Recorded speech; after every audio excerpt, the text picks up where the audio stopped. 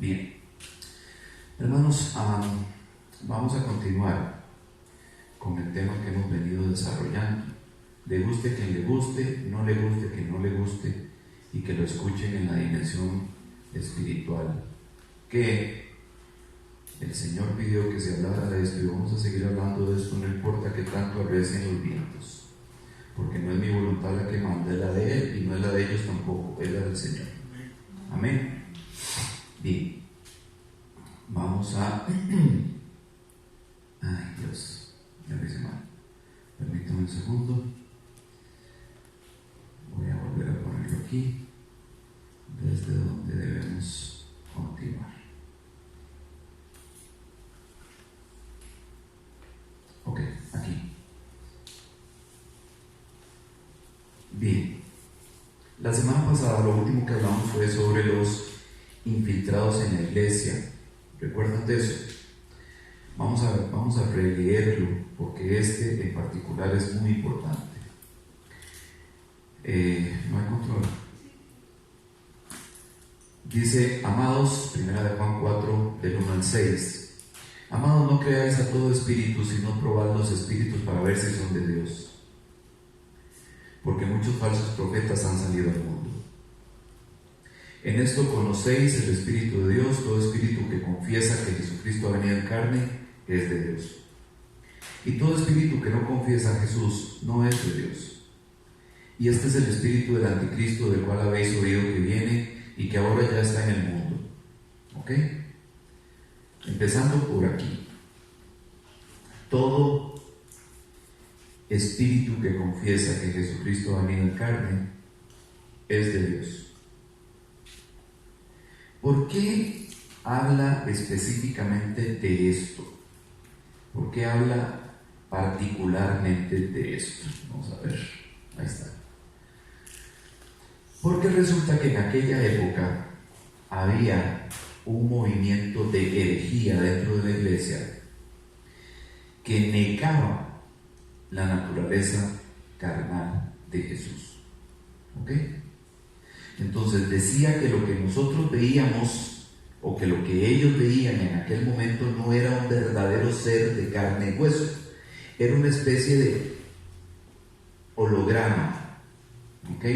Alguien que parecía ser humano, pero realmente no era humano. ¿Ok?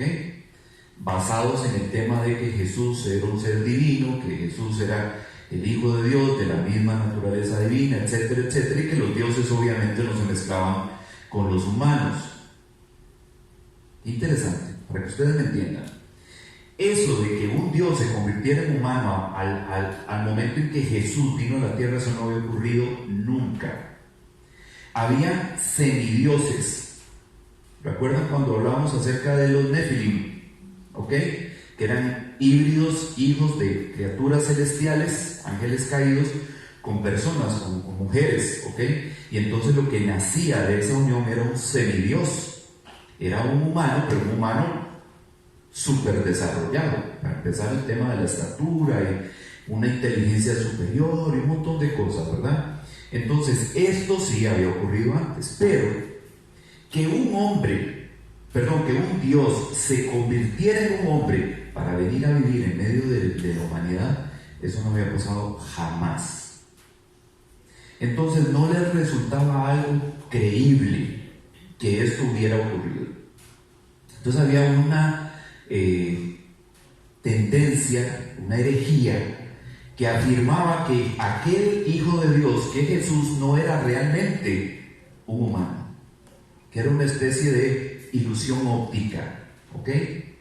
Que no era como tal un ser de carne y hueso como todos los demás. Entonces, por eso justamente es que aquí Juan se ve en la necesidad de aclarar este punto diciendo, si alguno no cree que Jesús vino en carne, ese no es de Dios. O sea, identifíquelo de una vez que ese no pertenece a la iglesia del Señor, ese no está marcado ni escogido ni cosa por el estilo. Porque todo aquel que confiesa que Jesús vino en carne, o sea, que se convirtió en un ser humano como usted y como yo, es de Dios. porque justamente así fue como ocurrió. Era lo que Juan estaba queriendo decir. Sigue diciendo en el 4: hijos míos, vosotros sois de Dios, y los habéis vencido a estos, porque mayor es el que está en vosotros que el que está en el mundo. Ellos son del mundo, por eso hablan de parte del mundo, y el mundo los oye. Claro, les parece interesantísimo lo que tienen que decir. O sea, a la sociedad en general les gusta ese tipo de filosofías y de ideologías raras, o sea, que suenan como a fantasía y todo eso, porque, o sea, les parece algo nuevo, y lo nuevo siempre es sensación. ¿Ok? Sigue diciendo aquí: nosotros somos de Dios. El que conoce a Dios nos oye. El que no es de Dios no nos oye. En esto conocemos el espíritu de la verdad y el espíritu del error. ¿Ok? Era muy claro, en el primer siglo estaba como muy bien definido eso, ¿verdad? Este es el Evangelio de Salvación.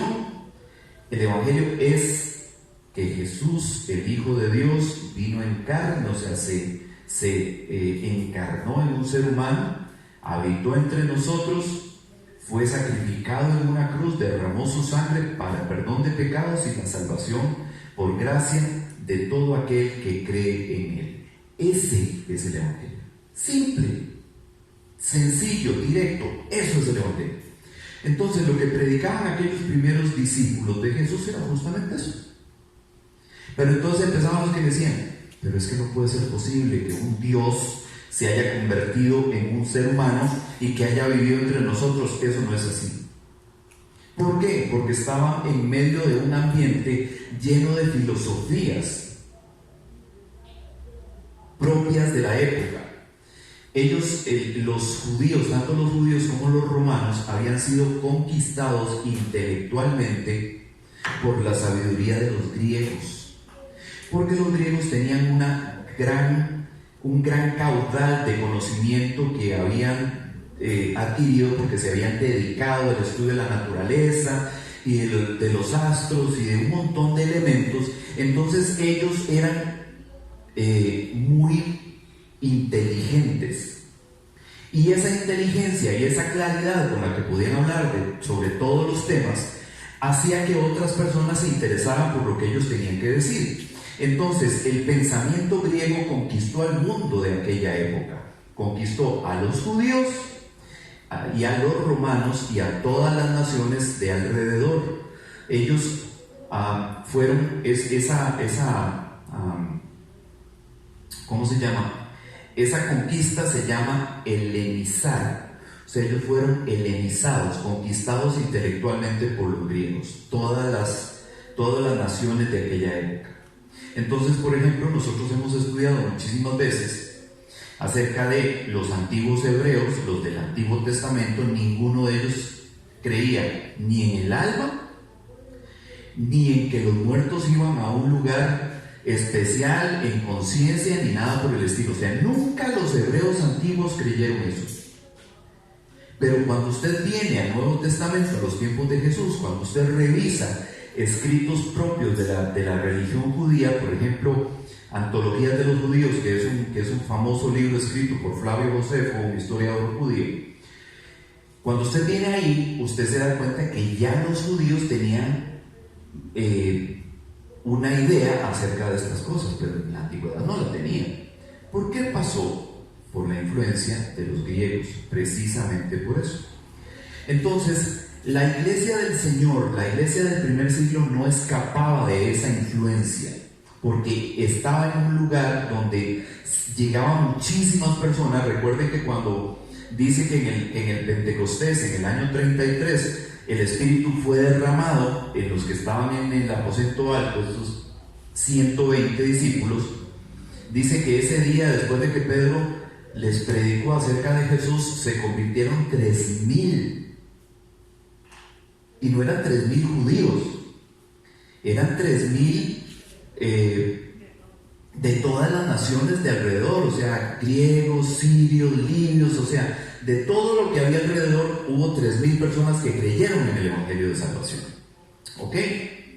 Entonces era muy común que estos entraran a la iglesia con un corazón dispuesto y demás, y que por ahí saliera un vivillo, ¿verdad? Diciendo, no, pero es que lo que dice Pedro no es así, porque yo he investigado y yo he leído, y además existe un conocimiento de un oráculo, de un sabio de no sé dónde, que dice que eso no es así, porque...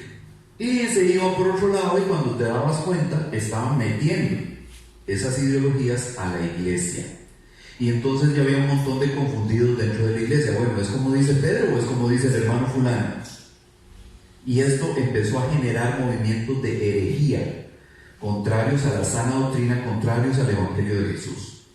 Entonces dice así, sigue diciendo, en Apocalipsis 2, 6, 14 y 15. Sin embargo, tienes esto, cuando el Señor está hablándole a las 7 iglesias del Apocalipsis, dice, sin embargo, tienes esto, que aborreces las obras de los Nicolaitas, las cuales yo también aborrezco. O sea, Jesús está diciendo, me parece muy bien que aborrezcas las obras de estos bandidos, porque yo opino igual que vos. O sea, a mí tampoco me gustan las cosas que ellos hacen o dicen. Sigue diciendo, porque tengo unas pocas cosas contra ti, dice el 14, porque tienes ahí a los que mantienen la doctrina de Balaam, que enseñaba a Balac a poner tropiezo ante los hijos de Israel, a comer cosas sacrificadas a ídolos y a cometer actos de inmoralidad. Así tú también tienes algunos que de la misma manera mantienen la doctrina de los Nicolaitas. Entonces aquí, en este pasaje, nos da una idea de qué era lo que hacían los Nicolaitas. Sin embargo, no hay tanto detalle, ¿verdad? Pero sí nos da una idea general donde nos dice que tienes ahí a los que mantienen la doctrina de Balaam. Primero habla de los Nicolaitas, después dice que son como los que mantienen la doctrina de Balaam. ¿Quién era Balaam? ¿Alguien recuerda quién era Balaam? Ajá, era un profeta de Dios. Era un profeta de Dios que un rey enemigo de los hebreos lo llamó, le dijo, Balaam, ven acá, vos sos profeta en Israel, ¿verdad? Sí. ¿Cuánto tengo que pagarte para que maldigas a los hebreos? ¿Cuánta plata querés? ¿Por qué? Porque Balac no había podido vencer a los hebreos. Los hebreos eran como una piedra en el zapato para él. Eran su enemigo y nunca los había podido vencer. Entonces Balac le hacía números, o sea, ¿cómo hago para tronarme a estos? ¿Cómo hago para quitarlos del camino? Y se le enciende el bombillo, la oscuridad, las tinieblas, Satanás y su equipo de trabajo, le encienden el bombillo y le dicen, ¿y por qué no hablas con el profeta? Y le decís al profeta que cuánto quiere, que lo maldecís. O sea, que el profeta los maldiga para que les vaya como un quebrado. Y entonces Balac viene y dice, no puedo. No, Balac, no me estás entendiendo, le dijo Balac. Yo te estoy diciendo que le pongas el monto al cheque, yo te lo firmo en blanco, vos ponele el monto que querás. Yo lo que necesito es que maldigas al pueblo para que me dejen en paz, o sea, para que yo los pueda prensar como quiero. Es que no puedo, le dice Balaam. ¿Pero por qué no podés? Porque yo soy un profeta de Dios y lo que Dios me ordena a mí decir es lo único que puedo decir, no puedo decir nada contrario. Y si Dios no me ordena maldecir a su pueblo, yo no puedo maldecir al pueblo, no hay plata que me haga cambiar de opinión. Entonces, como no logró que Balaam maldijera a los hebreos, entonces le pidió, siempre a cambio de cierto dinero, ¿verdad?, que le revelara cierta información, que pusiera tropiezos, que le permitiera, digamos, mandarle unas damiselas atractivas, ¿verdad?, para seducir a los hebreos y de esa manera hacerlos pecar contra Dios con idolatría. Porque recuerden que en aquel momento existía la prostitución santa, ¿verdad? Entonces las mujeres se prostituían en honor a sus dioses. Y obviamente pues no eran feas, ¿verdad? No escogían las más feitas para eso, ¿verdad? O sea, tenían que ser atractivas para que aquello funcionara. Entonces empiezan por ahí a poner tropiezos y a buscar la manera de que el pueblo de Israel tropiece. Y Balaam se presta para eso. No maldijo al pueblo, pero sí se prestó para lo otro. Entonces, en una que va y una que viene Balaam con una mula por el camino y la mula en un momento determinado se echa y no quiere caminar más. Aquel le daba garrote y aquella no se movía. Y entonces de un momento a otro la mula empieza a hablar. Y le dice, ¿por qué me estás golpeando? Ya me imagino la cara de Balaam, la burra hablándole, ¿verdad? Dice, ¿por qué me estás golpeando? Yo no voy a pasar de aquí, porque ahí enfrente hay un ángel, hay un arcángel de Dios con una espada gigantesca en la mano y nos va a volar la cabeza a todos. Si vos querés que te vuele la cabeza, anda vos, pero yo aquí me quedo. Porque literalmente eso era lo que estaba ocurriendo. Balaam no lo veía, pero la mula sí. ¿Ok? Entonces lo que dice aquí es que estos nicolaitas se prestaban para esta alcahuetería. Entre otras cosas, comer cosas sacrificadas a ídolos y cometer actos de inmoralidad. Entonces hablemos de los nicolaitas, para entrar un poco en detalle de quiénes eran estos nicolaitas. Los movimientos heréticos de la iglesia primitiva, el nicolaísmo. La interpretación como conquistador del pueblo, Nicolaos, que era el que inició, digamos, este movimiento de herejía dentro de la iglesia, se le identificaba como conquistador del pueblo. Era un tipo influyente, con poder, y los conquistaba a través de alcahueterías, ¿verdad? Mujeres, inmoralidad, banquetes, excesos, vino, etc. Dice, esa interpretación como conquistador del pueblo cuadra con lo indicado por William Branham, que postula en su libro Las 7 edades de la iglesia que esta corriente nicolaíta, surgida en los primeros años de la iglesia, en la época de Éfeso, conquistó al pueblo a través de la degradación de las personas en su vida espiritual, lo que en las edades posteriores se intensificó gradualmente. ¿Ok? Entonces el tipo buscaba la manera de que la vida, de que la espiritualidad de los miembros de la iglesia se fuera degradando. Entonces los invitaba a fiestas, a juergas, a orgías, a cuánta cochinada había, para que la vida espiritual de los miembros de la iglesia se debilitara. Sigue aquí.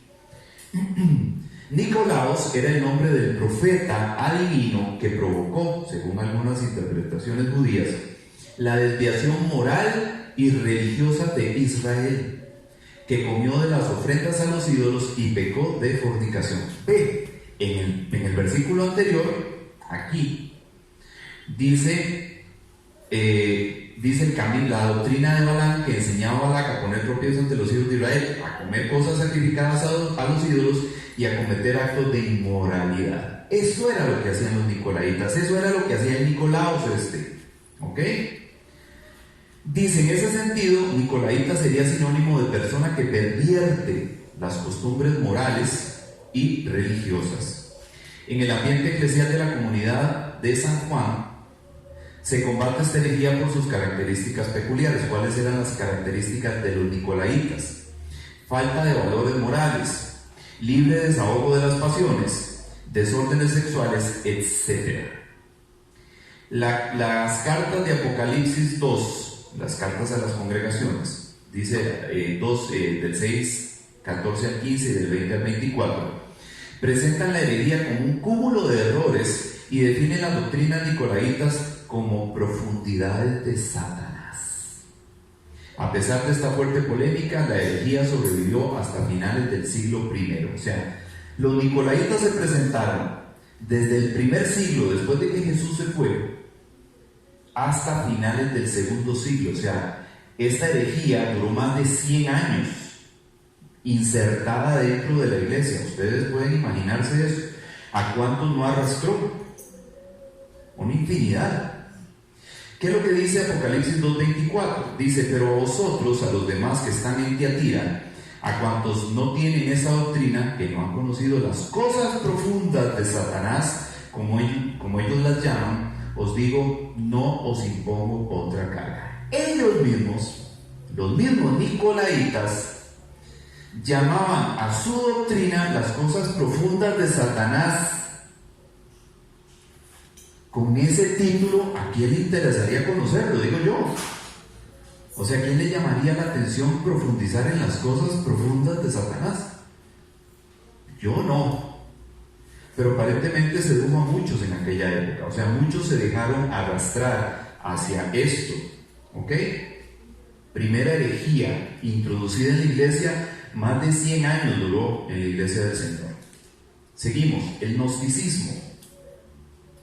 El gnosticismo ha sido siempre una grave amenaza para la iglesia. Se impuso especialmente entre los siglos I y III, llegando a su máxima expansión en el siglo II. O sea, después de los nicolaitas siguió el gnosticismo. Dice, el nombre, que viene del griego gnosis, que significa conocimiento, se debe a que los miembros de este movimiento afirmaban la existencia de un conocimiento especial, superior al de los creyentes ordinarios, comunes y corrientes, y en cierto sentido superior a la misma fe. Este conocimiento supuestamente conducía por sí mismo a la salvación. O sea, no era la sangre de Cristo la que salvaba, era él, ese conocimiento especial que había que adquirir según los gnósticos. ¿Ok? Sigue diciendo, dice, el gnosticismo cree en la posibilidad de ascender a una esfera oculta por medio de los conocimientos de verdades filosóficas o religiosas a las que solo una minoría selecta puede acceder. Se trata de una mística secreta acerca de la salvación. ¿Ok? El gnosticismo era un movimiento de un conocimiento especial, eran revelaciones especiales, ¿verdad?, que tenían ciertos cristianos nada más. O sea, el resto no. Solo algunos iluminados por Dios tenían acceso a ese conocimiento superior. Entonces eso reducía el número de los que se podían salvar, ¿verdad? Solo los que lograban ascender a esa esfera oculta, ese conocimiento superior, que inclusive lo ponían por encima de la fe, podía salvarse. Sigue diciendo, los gnósticos erigieron sistemas de pensamiento en los que unían doctrinas judías o paganas con la revelación y los dogmas cristianos. O sea, era un arroz con mango. Dice, profesaban un dualismo en el que identificaban el mal con la materia, la carne o las pasiones, y el bien con una sustancia neumática o espiritual. Se los voy a digerir. La carne era mala, el espíritu era bueno. Entonces todo lo que tenía que ver con la carne era malo. Todo. Entonces era una forma de decir que, o sea, que había que prácticamente deshacerse de la carne para poder ser salvo. ¿Okay? La única manera de alcanzar esa salvación era elevando el espíritu, deshaciéndose, desconectándose completamente de la carne. Digo, nosotros somos carne, ¿cómo hacemos eso? Es un poco lo que opinan lo que practican inclusive hoy en día algunas filosofías de algunas religiones orientales, ¿verdad?, que practican la concentración trascendental, la meditación y ese tipo de cosas, donde el espíritu se desvincula del cuerpo, ¿verdad?, se desliga del cuerpo, y entonces lo que afirman es que el espíritu es puro, la carne no. Entonces tienen una serie de experiencias ahí sobrenaturales, extrasensoriales, que son las que motivan su doctrina o su religión. Sí, seguimos aquí. Las denominadas herejías gnósticas fueron de las más agresivas en su lucha contra la iglesia oficial. Formaban una especie de tela de araña cuyos hilos estaban configurados por distintas corrientes que se entrecruzaban formando una red mortal para la incipiente iglesia. O sea, lo que les digo, que hermanos con mango, ¿verdad? Entonces cogía doctrinas del judaísmo, cogía doctrinas del cristianismo, cogía doctrinas de las filosofías paganas, o sea, de todo, hacían una sola masa, y eso era lo que enseñaban, ¿verdad? Su base doctrinal se reduce a una mezcla de ciencia unida a una fuerte especulación. Algunas cosas que estaban probadas científicamente y otras que no lo estaban. ¿Ok? Es como ocurre hoy, por ejemplo, con todas esas doctrinas y todas esas ideologías acerca de la creación, donde se habla del Big Bang y de todas esas cosas. Entonces, ¿hay algo de ciencia ahí? Sí, pero el resto es pura especulación, porque nada de lo que está ahí en esas teorías ha sido probado. ¿Por qué le llaman la teoría del Big Bang? Justamente por eso, porque es una teoría. Una teoría no está comprobada. Una teoría es una propuesta, o sea, yo creo que esto fue así. Bueno, ¿dónde están las pruebas? Si usted me logra probar que eso que usted está diciendo es así, yo voy a creer lo que usted está diciendo. Entonces eso se llama una teoría. Por eso se llama la teoría del Big Bang, porque mucha gente cree en eso, pero nadie lo ha podido comprobar. ¿Ok? Una cosa es la ley de la gravedad o la ley de la relatividad de las cosas, que son leyes probadas científicamente, o sea, empezaron como una teoría, pero hubo un momento dado donde se pudieron probar. Por ejemplo, la ley de la gravedad es una ley, no es una teoría. Es que la teoría de la gravedad no es una teoría, es una ley. O sea, súbase al techo en un edificio de apartamentos al 7º piso y láncese para ver si es una teoría. No es una teoría. Es una ley que dice que el cuerpo se va a acelerar hasta estrellarse contra el suelo. ¿Entendemos? Eso es una ley. Está probado. Las teorías no están probadas. ¿Ok? Por eso es que se dice la teoría del Big Bang. Entonces ellos manejaban un montón de teorías, cosas que se mezclaban entre ciencia y lo que creemos nosotros que debe ser así. Pero había mucha gente que creía en eso. Sigue diciendo, además de ello contaban entre sus filas con hombres de gran talento que le dieron coherencia y credibilidad entre las masas. Es que fulano cree en eso, y sultano también, y menganito también. Entonces había nombres importantes que creían en eso, y si fulano cree, yo también. O sea, ¿quién soy yo para decir que fulano está equivocado? ¿Entendemos? Y así fue como se volvió popular. La gente creía porque los famosos creían en eso. Sigue diciendo, se trata de un sincretismo, o sea, una mezcla de ideas helénicas, griegas. Ahí viene la palabra helénica. Helénica viene de Helena de Troya, que fue base de la cultura griega. Entonces dice, era una mezcla de ideas griegas y orientales, además de principios cristianos. ¿Ven? Un arroz con mango. Citaremos 3 puntos comunes a las distintas corrientes a título de ejemplo. Por ejemplo, dice, punto A, oposición eterna entre el Dios trascendental y la materia informe entendida como el origen del mal. Otra vez lo mismo. Lo espiritual es bueno, el espíritu es bueno, la carne no. La carne es mala. La teoría de los eones. Los eones son seres que sirven de intermediarios entre Dios y los hombres. O sea, ellos afirmaban que Cristo era un eón, un intermediario, como un enlace entre Dios allá en lo más recóndito del cielo, ¿verdad? De la eternidad, y nosotros aquí en la tierra. Entonces Cristo era como eso, nada más. O sea, no era Dios, ni era el Hijo de Dios, ni nada por el estilo. Era un punto de contacto solamente.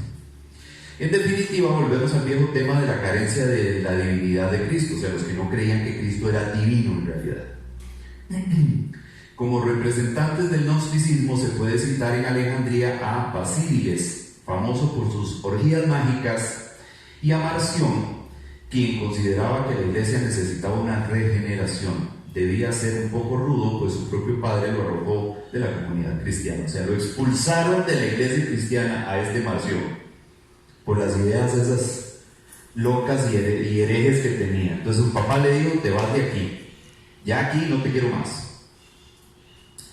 Dice, fueron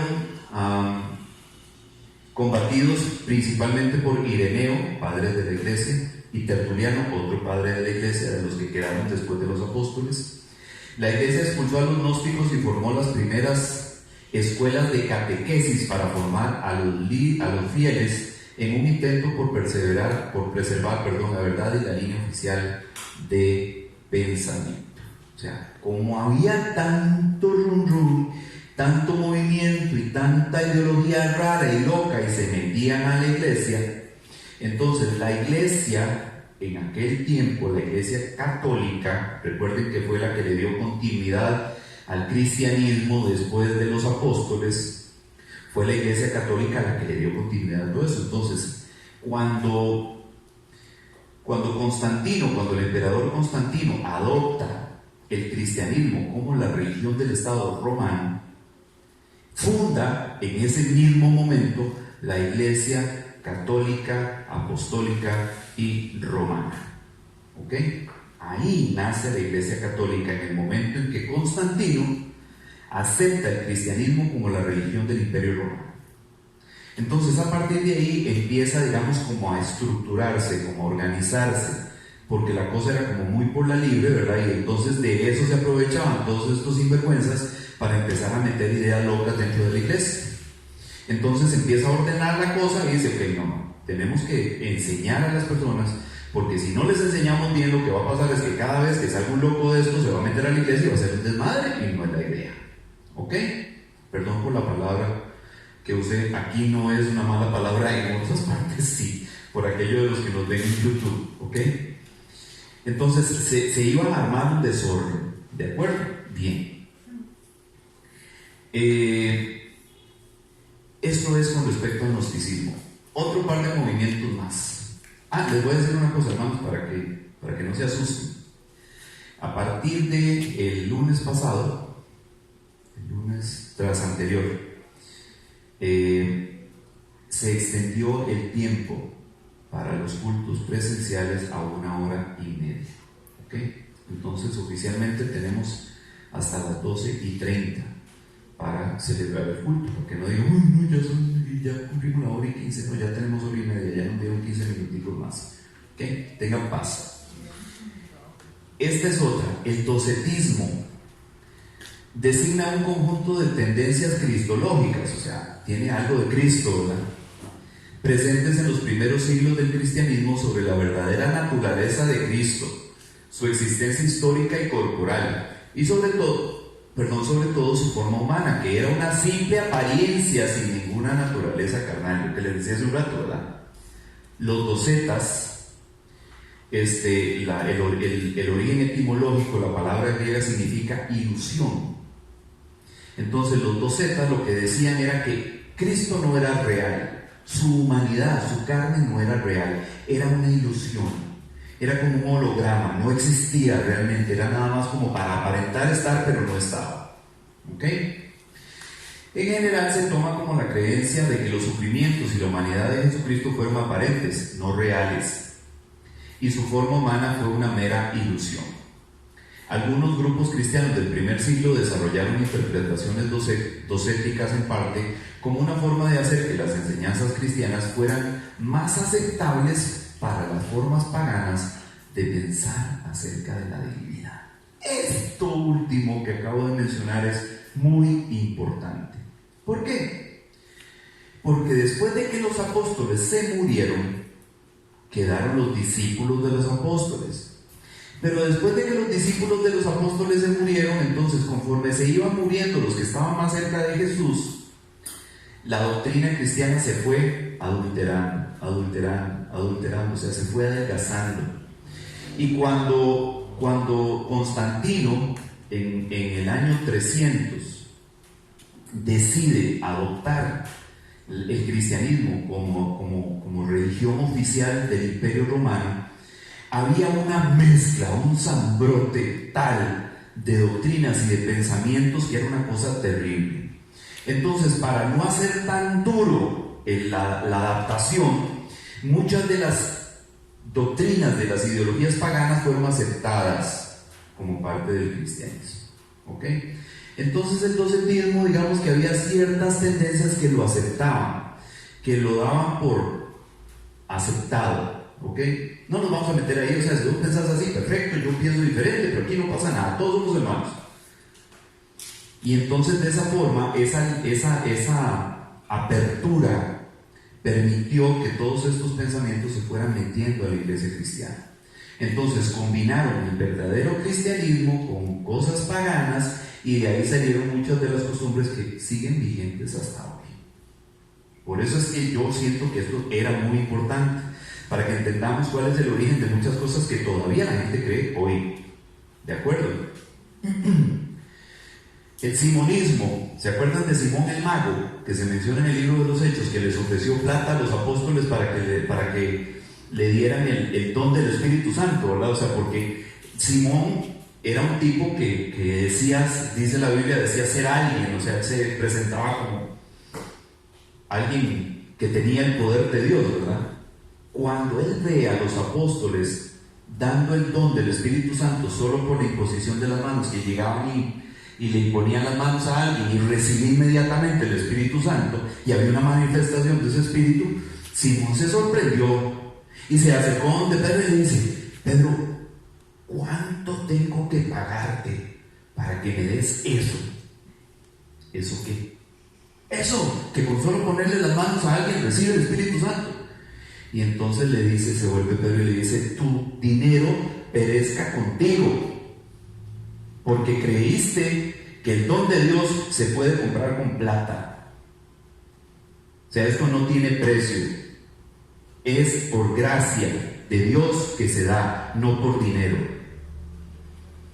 Entonces dice aquí, la referencia más conocida, Simón el Mago, se encuentra en el capítulo 8 del libro de los Hechos, que es ahí donde está esa historia que les acabo de relatar.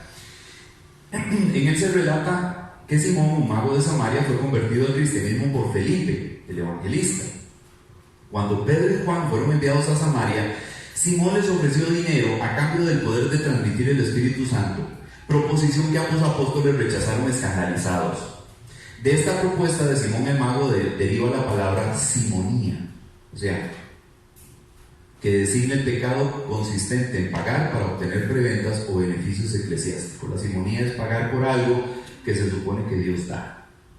¿Ok? En el texto cristiano apócrifo de los Hechos de Pedro se narra una de las fantasiosas leyendas más conocidas acerca de este Simón el Mago. Cuando exhibía sus poderes mágicos en Roma, volando ante el emperador romano Nerón en el foro romano, para probar su condición divina, los apóstoles Pedro y Pablo rogaron a Dios para que detuviese su vuelo, y Simón paró en seco y cayó en tierra, donde fue apedreado. Dice este texto apócrifo, no lo dice la Biblia. Para el simonianismo, antigua secta gnóstica, Simón el Mago era un dios en forma humana. También, esta fue una de las cosas que se introdujo en la iglesia en el primer siglo gracias a Simón el Mago. Seguimos. Marcionismo. ¿Se acuerda que hablamos de Marción hace un rato? Que lo echó el papá de la iglesia. Ok, se convirtió después en una herejía dentro de la iglesia. Él fue un hereje, por eso lo echaron, y él estructuró toda una línea de pensamiento, toda una doctrina. Dice, el marcionismo fue una doctrina cristiana del siglo II. Durante esta temprana etapa de consolidación cristiana, el fundamento teológico de esta rama tuvo una notable influencia dualista. Paramos aquí. ¿Qué es el dualismo? Lo que les he venido diciendo, que es ese pensamiento de que el espíritu es bueno y la carne es mala. Eso se llama dualismo. Entonces Marción era de esa línea, pensaba eso. O sea, que solo lo espiritual, el espíritu, elevar el espíritu era lo que iba a otorgarle la salvación al individuo, que había que renunciar total, completa y absolutamente a la carne en todos los sentidos. ¿Ok? Sigue diciendo, toma su nombre de su principal creador, el teólogo Marción, del año 85 de la era cristiana del primer siglo al año 150 después de Cristo. A pesar de que no existe ninguna duda de que Marción escribió al menos dos obras muy importantes, los Evangelios y la Antítesis, estas dos obras de Marción, ambas se han perdido. Sin embargo, gracias a Tertuliano, uno de los padres de la iglesia que luchó contra Marción, su más devoto impugnador en su obra Ad Martordiem, es posible reconstruir las enseñanzas de Marción. ¿Cuáles eran las enseñanzas de Marción? El primer aspecto relevante es que Marción distingue y separa cosas como cosas totalmente diferentes al Dios creador del Antiguo Testamento, Yahvé, del Dios verdadero Padre capaz de encarnar a un mismo hombre. O sea, para Marción no eran el mismo Dios. El Dios del Antiguo Testamento era uno y el Dios papá de Jesús era otro. Para empezar, desde ahí ya se jodió, ¿verdad? Sigue diciendo, capaz de encarnar a un hombre, Cristo, conforme al Nuevo Testamento, y concluye que ambas religiones son paralelas y que tienen por única conexión la geografía. O sea, unos eran los que adoraban al Dios del Antiguo Testamento y otros los que adoraban al Dios papá de Jesús. El primer paso en la lógica de Marción fue desterrar del cristianismo al Antiguo Testamento. O sea, sacamos el Antiguo Testamento de la doctrina cristiana. O sea, ya eso pasó. Nada de lo que está de Mateo para adelante, para atrás, sirve. O sea, extirpó el Antiguo Testamento y se basó solo en lo que el Nuevo Testamento decía. Dice, y de inmediato agregar que el Mesías al que se refiere el Antiguo Testamento no es Cristo, que aún no se ha cumplido esa profecía y que cuando ocurra, si llegara a ocurrir, el Mesías del Antiguo Testamento se llamará Emanuel, no Jesús. Porque ahí, o sea, lo que le dice el ángel a María es, le pondrás por nombre Emanuel. Entonces de ahí se agarra Marción para decir que ese Cristo, ese Jesús, no es el Mesías prometido, porque tenía que llamarse Emanuel, no Jesús. Detalles, ¿verdad? Seguimos. Emanuel, el Mesías judío, estaría destinado de manera exclusiva al pueblo judío y solo tendría prosélitos entre estos, o sea, todos los que iban a ser alcanzados por este Mesías iban a ser judíos, nadie de afuera. Los descendientes de David, además, contra él se levantarán los pueblos y los imperios y él responderá bélicamente, insiste Marción. Este Mesías no ha llegado ni se ha cumplido esta profecía con Cristo ni en el Antiguo ni en el Nuevo Testamento. Eso era lo que Marción decía. ¿Por qué? Entonces, y aquí nosotros entendemos por qué muchos no aceptaron a Jesús. ¿Por qué? Porque ellos estaban esperando un Mesías diferente. Estaban esperando un Mesías que era un caudillo político, militar, que se iba a enfrentar al yugo del Imperio Romano y a liberar a los judíos de ese yugo. Pero les aparece un Mesías pacifista que no quiere comerse la bronca con los romanos. Y entonces ellos inmediatamente dicen, este no es. Porque el que nosotros esperamos es otro. Un guerrero, no este. Y por eso no aceptaron a Jesús. Y Marción, aún después de que Cristo estuvo en la tierra, seguía creyendo lo mismo. O sea que Cristo no era el Mesías, que todavía lo estaban esperando. Pero Marción, qué interesante, estuvo en la iglesia cristiana, de donde su papá lo echó. ¿Se dan cuenta? O sea, él estaba en la iglesia cristiana y pensaba así. Entonces, probablemente dentro de la misma iglesia cristiana, empezó a hablar con otros y a venderle sus ideas, y un montón terminaron creyendo como él, y cuando lo echaron se los llevó a todos.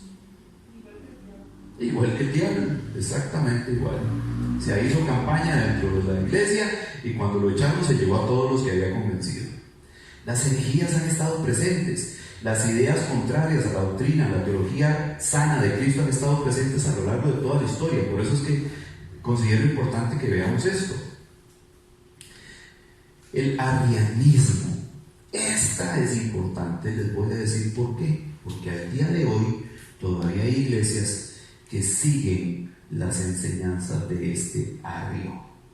Hoy dice, el arrianismo tomó su nombre de Arrio del año 260 al año 336 de la era cristiana. Sí, fue sacerdote y después obispo Livio quien propagó la idea de que Jesucristo no era Dios, sino que había sido creado por como punto de apoyo para su plan. O sea, Cristo es una criatura, no es Dios, de acuerdo con lo que Arrio pensaba. Si el Padre ha creado al Hijo, el ser del Hijo tiene un principio, o sea, ha habido por lo tanto un tiempo en el que Él no existía. Al sostener esta teoría, negaba la eternidad del Verbo, lo cual equivale a negar su divinidad. O sea, si antes de Dios no existía Jesús, no existía el Hijo de Dios, entonces el Hijo de Dios no es eterno y por ende tampoco es Dios. ¿Ok? Admitía la existencia de Dios, que era único, eterno e incomunicable. O sea, nadie tenía acceso a este. El Verbo, Cristo, no es Dios, es pura criatura, aunque más excelsa que todas las demás. O sea, no era un cualquiera, ¿verdad? No era un hombre cualquiera, no era o sea, era un ser especial, pero creado. Dice, aunque Arrio centró toda su enseñanza en despojar de la divinidad a Jesucristo, incluyó también al Espíritu Santo, que igualmente era una criatura e incluso inferior al Verbo. O sea, desarmó por completo la Trinidad de Dios. ¿Ah? Sí, sí. Ok. Creado, el Espíritu Santo creado y el Hijo creado. ¿Qué tal? Arrio, tras formarse en Antioquía, aparece difundiendo sus ideas en Alejandría, donde en el año 320 Alejandro, obispo de Alejandría, Alejandría es donde está ahora Egipto, en aquel momento se llamaba Alejandría, convocó una reunión, un sínodo, una reunión de gente influyente, que reúne más de 100 obispos de Egipto y de Libia, y en él se excomulga a Arrio y a sus partidarios ya numerosos. O sea, el hombre ya había hecho el daño, ya se había llevado un montón de gente pensando como él. No obstante, la herejía continúa expandiéndose, llegando a desarrollarse una crisis de tan grandes proporciones que el emperador Constantino el Grande se vio forzado a intervenir para encontrar una solución y convocó el concilio de Nicea del 20 de mayo del 325 de la era cristiana, donde el partido anti-arriano, bajo la guía de Atanasio, diácono de Alejandría, logró una definición ortodoxa de la fe, o sea, una definición correcta de la fe. Y el uso del término homoousios, o consustancial, de la misma naturaleza, para describir la naturaleza de Cristo, o sea que Cristo es de la misma naturaleza de Dios. Creemos en un solo Padre, esto es el credo niceno, el credo del concilio